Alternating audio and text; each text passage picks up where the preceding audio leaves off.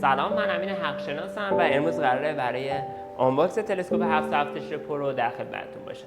توی این ویدیو قراره این تلسکوپ رو باز بکنیم، نحوه سرهم کردنش رو با هم دیگه یاد بگیریم و نحوه استفادهش رو همراهمون باشین. تمام ابزارهایی که توی این تلسکوپ هستش رو من روی میز الان چیدم که قرار به ترتیب اول از همه از سه‌پایه شروع بکنیم. از ما سه‌پایه رو میاریم باز میکنیم این وسط و سعی میکنیم اینجا قرارش بدیم. اتفاقی که میفته ما میایم نصب تلسکوپ رو به ترتیب روی این سه‌پایه انجام میدیم. خب مرحله اول این هستش که بعد از اینکه سه‌پایه شما باز کردیم و آماده استفاده شد، میایم و خود تلسکوپ رو به این شکل روش قرار میدیم. ببینید این انتهای تلسکوپ هستش دیگه که چند تا پیچ و اینجور لوازم اینجاش قرار گرفته. حالا ببینید من انتهای تلسکوپ رو به سمتی قرار دادم که این زاویه یو شکلی که اینجا هستش داره به سمتش متمایل میشه، یعنی همچین چیزی. پس لوگومون صاف هستش، یعنی لوگو نباید برعکس باشه و به این شکل شما این قطعه رو قرار میدید. اینو اگه آزادش بکنید اتفاقی براش نمیافته. اما مرحله بعدیمون چی هستش؟ مرحله بعدی اینه که این دو پیچی که اینجا می‌بینید دایره شکل خیلی قلمبه سلمبه است، میایم یکی از این قسمت و یکی دیگه هم از قسمت روبروش روی تلسکوپ نصب میکنیم. که این کارش اینه که این تلسکوپ رو روی همین قسمتی که اینجا وجود داره کامل فیکس بکنه.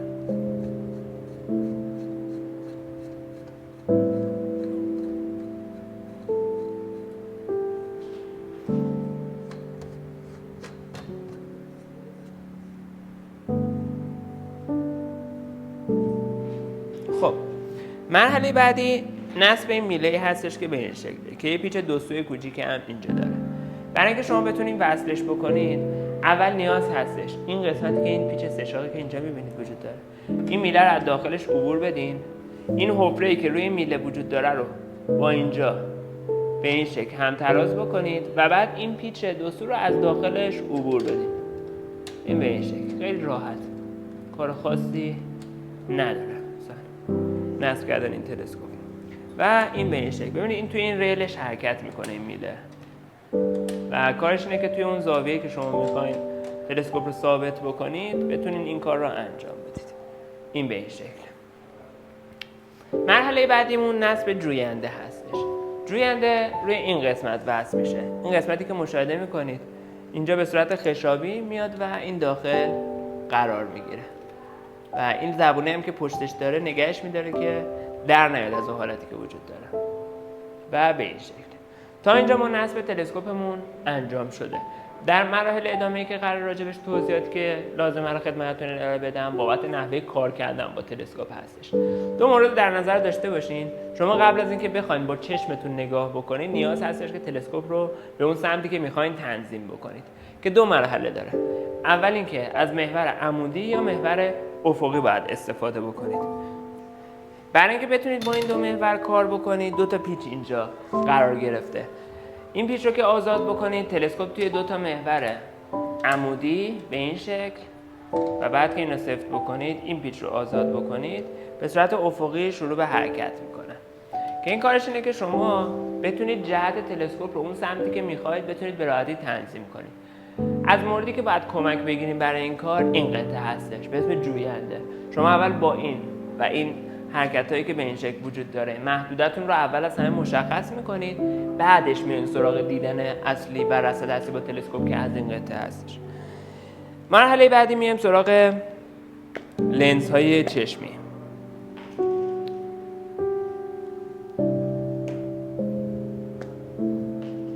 ما سه تا لنز چشمی اینجا داریم که هر کدوم یک بزرگنمایی متفاوتی از هم دارن که تو اون قوطی‌های سفید بودن.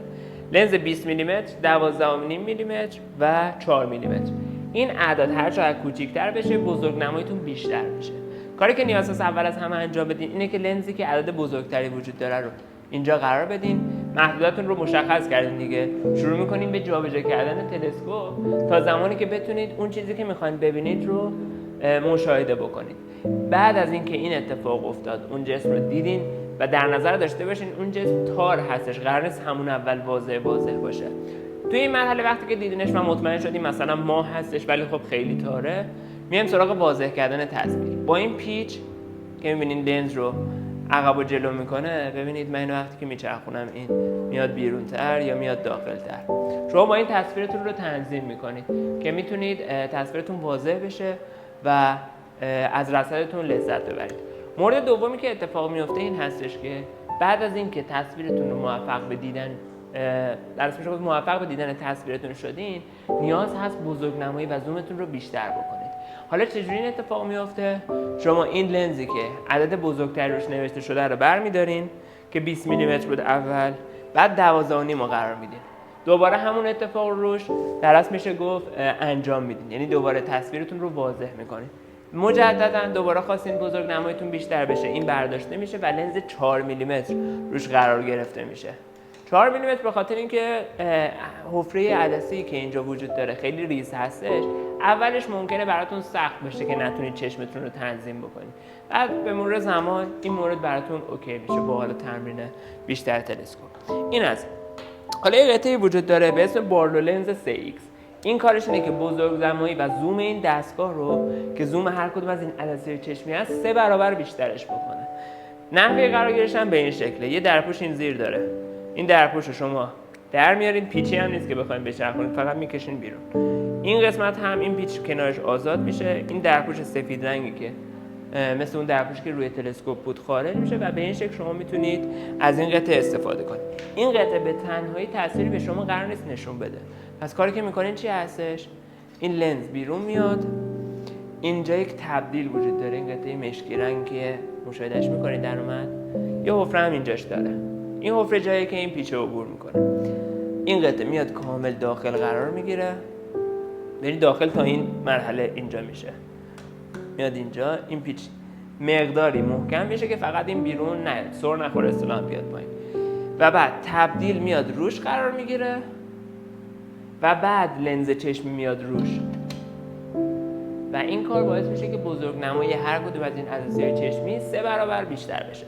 کاری که نیاز هست انجام بدین چیه؟ اینه که به ترتیب این کار رو باز روی این بارلو انجام بدین. یعنی یه دفعه 4 میلیمتر رو روی بارلو 3X نذارید. از همون 20 میلیمتر شروع کنید. اول از همه یعنی 20 میلیمتری با بارلو 3X، بعدش 12.5 میلیمتری با بارلو 3X و بعدش 4 میلیمتری با بارلو 3X که بتونید به ترتیب این بزرگنماییتون رو زیاد بکنید که تصویرتون یهو جامپ نکنه. موردی که وجود داره راجع به این لنز ها، من اینجا مشاهده کردین گذاشتمش روی میز. خب ممکنه ما سفر باشیم، طبیعت باشیم و روی زمین طبیعتا نتونیم این موارد رو قرار بدیم. یه قطعه وجود داره به اسم سینی لنز. این میاد این قسمت وسطی قرار میگیره و کارش اینه که جدا از این که پایه ها رو محکم نگه میداره که جمع نشه یا تکون نخوره، یه سری جا داره که شما میتونین لنز هاتون رو قرار بدید که حالا با درپوش اگه قرار بدین توی این حفره قرار میگیره اینجوری، یا میتونید اصلا بارلو و باقی لوازمتون رو این وسط قرار بدین. این کاری هست که با این موارد میتونید انجام بدید. یه قطعه دیگه داخل این دستگاه وجود داره به اسم فیلتر ماه که توی یک در اصل میشه گفت زیپ کیپ هستش به این شکل. یه فیلتر سبز رنگیه. دوستان ببینید این فیلتر آموزشیه. قرار نیست واقعا تأثیری توی تصویرتون ایجاد بکنه.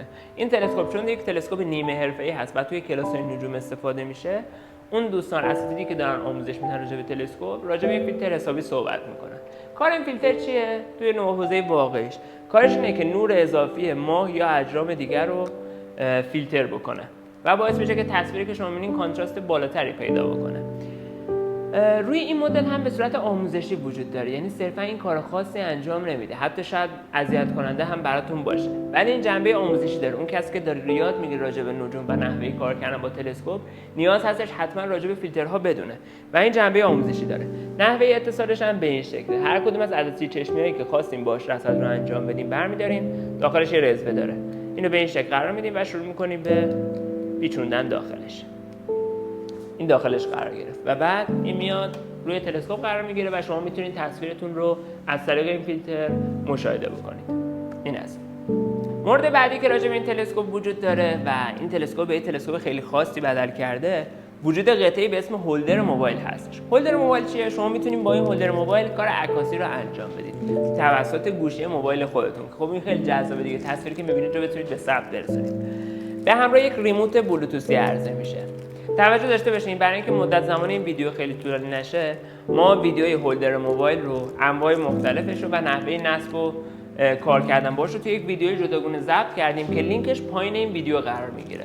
اون ویدیو رو حتما ببینید که نحوه کار کردن با هولدر موبایل و تجربه عکاسی رو از دست ندید. خیلی ممنون که تا آخر این ویدیو همراهمون بودین. دو نکته آخر من فقط خدمتتون اعلام می‌کنم مثل همیشه. و نکته اول این که به هیچ عنوان با تلسکوپ به سمت خورشید نگاه نکنید و به پیچ‌های انتهای این تلسکوپ هم به هیچ عنوان دست نزنید. موردی که وجود داره، شاید براتون سوال بشه که این لنز چرا نداره. یعنی من موقعی که در پوش این تلسکوپ رو بردارم هیچ لنز یا هیچ عدسی اینجا نیست. این به خاطر اینکه این تلسکوپ نیوتنی هستش. ممکنه برای بعضی سوال بشه، من اینجا باز سوالشون رو توضیح میدم. و در نهایت تشکر میکنم که تا آخر ویدیو همراهمون بودین. امیدوارم این توضیحات براتون مفید واقع شده باشه و تا یک ویدیو دیگه هم خدا نگهدار.